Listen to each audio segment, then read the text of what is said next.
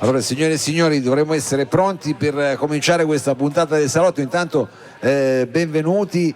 Io prima di cominciare ci terrei, grazie, ma vabbè, abbiamo un coro qui stasera, è una puntata effervescente.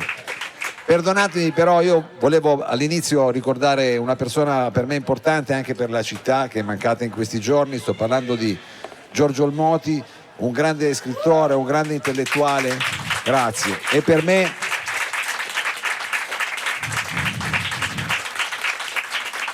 un grande amico. Corto.